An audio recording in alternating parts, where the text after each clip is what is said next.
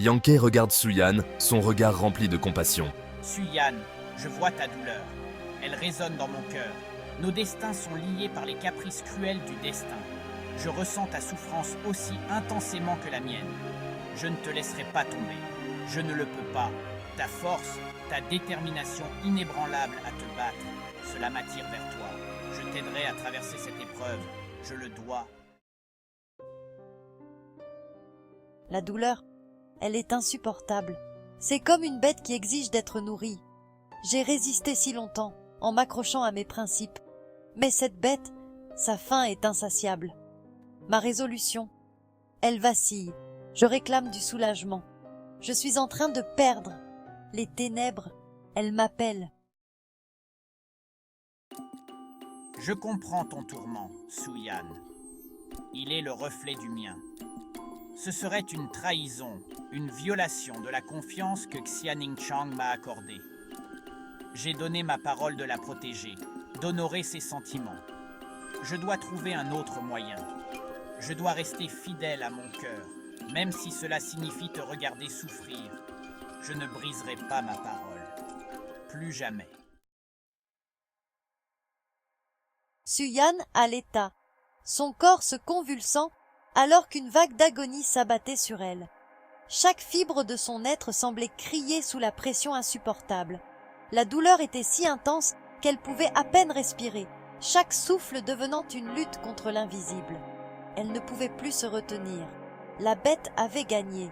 Ses forces l'abandonnaient et elle sentait l'obscurité l'envahir, menaçant de la consumer entièrement.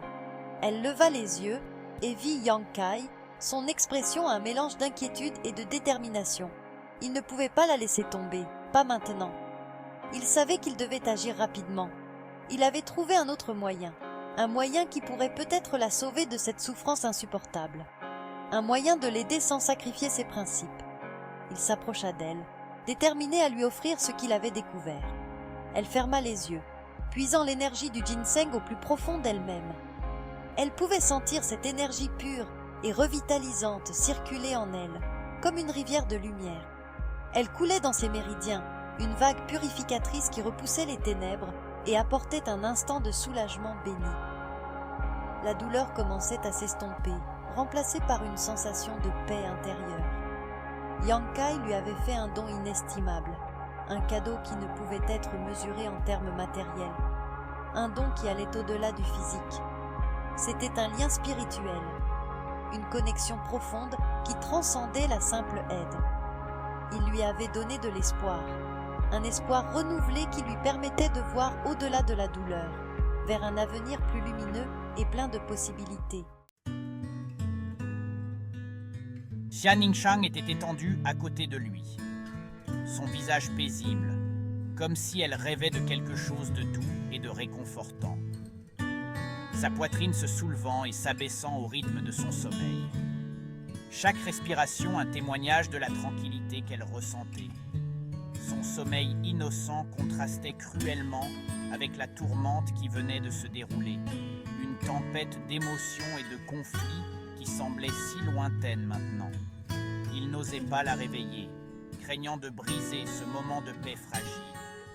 N'osait pas briser l'illusion de paix qu'il avait si soigneusement construite autour d'eux, une bulle de sérénité dans un monde chaotique. Le silence s'étendait entre eux, un silence presque palpable, lourd de signification, ponctué seulement par le doux bruissement des feuilles, comme une berceuse naturelle, et le chant des grillons, ajoutant une mélodie apaisante à la scène nocturne.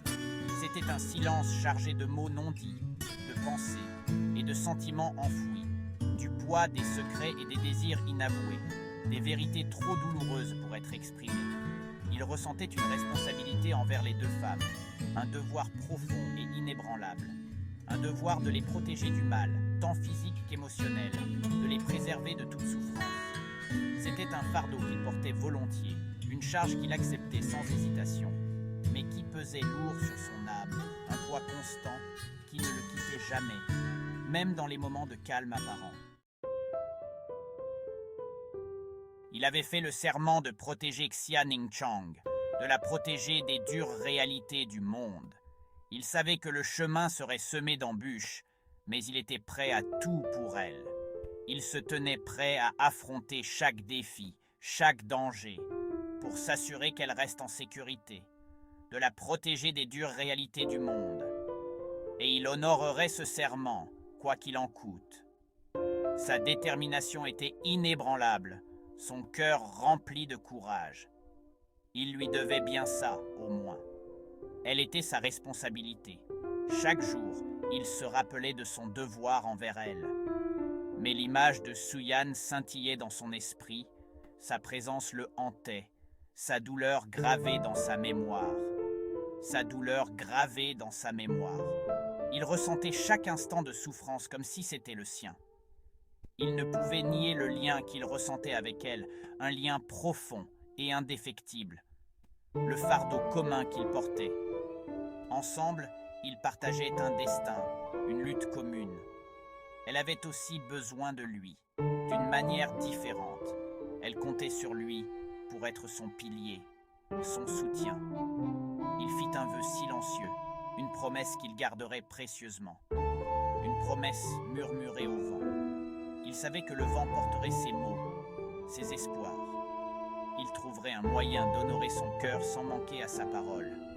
Il était déterminé à trouver un équilibre entre ses promesses et ses sentiments. Il ne laisserait pas les défis à venir le briser. Il ne succomberait pas au désespoir, ni ne transigerait avec ses valeurs. Il affronterait l'avenir la tête haute, guidé par les principes qui le définissaient. Il trouverait un moyen d'aider Su-Yan, de briser la malédiction qui la rongeait. Il honorerait son engagement envers Xianing Chang, protégeant son innocence et chérissant leurs liens. Il trouverait un moyen de naviguer sur le chemin périlleux qui s'ouvrait devant lui, sans sacrifier son intégrité. Le voyage à venir serait semé de dangers et de tentations, mais il ne faiblirait pas.